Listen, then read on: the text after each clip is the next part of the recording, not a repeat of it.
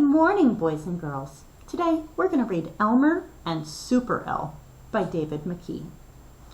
I know this one's Elmer, so who do you think this is? I think this is Super. He's wearing a cape and a mask and a superhero costume. How are these two elephants the same? They're both elephants, and they're both wearing something different than just plain old gray. How are they different? This one's big and this one's small. This one's standing on all 4 feet and this one's standing on 2 feet. This one is patchwork without any clothes. He's just a patchwork elephant. This one is wearing a costume made of clothes. Let's find out more about Super. Elmer and Super by David McKee.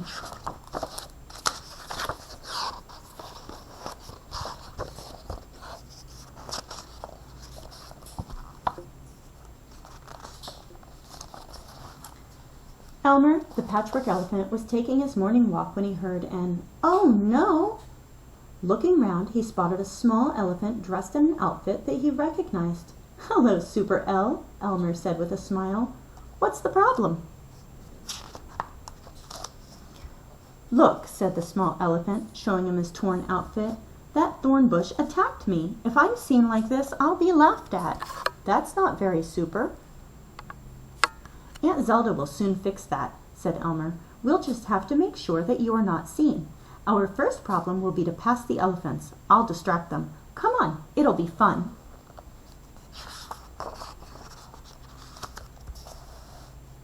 Elmer went to the elephants and called out, "I've just heard a good joke. Listen." The elephants all looked at him. "There was an elephant, a lion, and a fish," he began. "Oh dear, I've forgotten the rest." "That's a good one," the elephants laughed. "Elephants never forget." Meanwhile, Super slipped past unnoticed.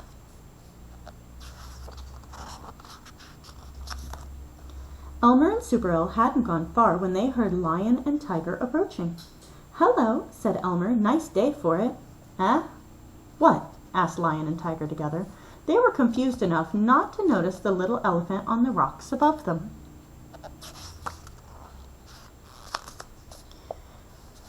"We are near the hippos," said Elmer. He picked up a broken bush. "Hide behind this." "Taking a bush for a walk, Elmer?" chuckled a hippo. "There's an elephant behind it," Elmer replied. "Always joking, Elmer," the hippos laughed. And once they were safely past, Elmer said, "Wait here, Super. I have an idea how we can get past both Snake and the rabbits." So what is the problem in this book? Super has torn his costume on a thorn bush, and he doesn't want to be seen. What is the solution? How are they fixing the problem? Elmer has an idea. He said, "Wait here, Super. I've an idea how we can get past both Snake and the rabbits."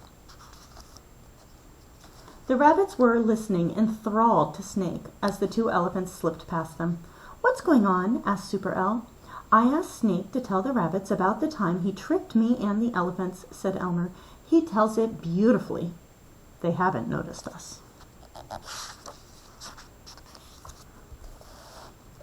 When they came to the crocodiles, Elmer threw a branch into the river to distract them. Then he and Super crossed in the confusion that followed. "It's not going to be easy to pass the monkeys," said Elmer. "Leave that to us," said the birds.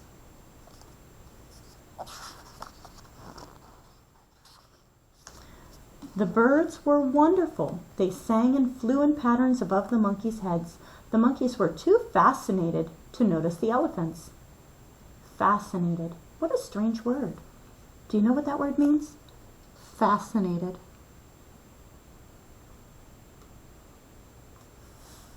Let's look at the picture for a clue.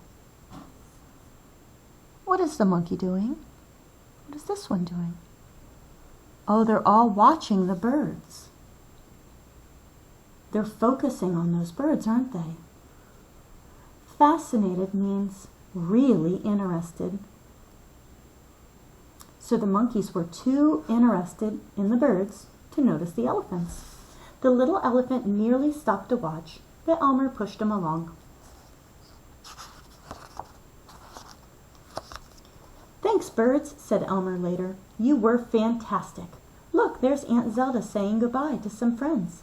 As soon as they've left, we'll go to her. Remember, she doesn't always hear too well."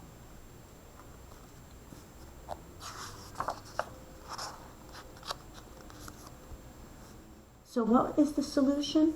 How are they fixing the problem of Super El not wanting to be seen in his torn-up costume?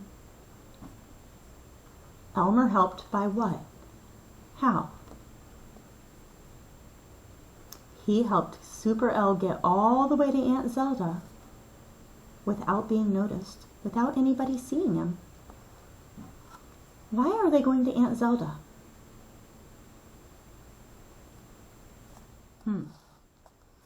When the others had gone, Elmer said, "Hello, Aunt Zelda. This is my friend Super El." "Yes, I'm very well. Thank you, Elmer dear," said Aunt Zelda. Remember, she doesn't hear too well.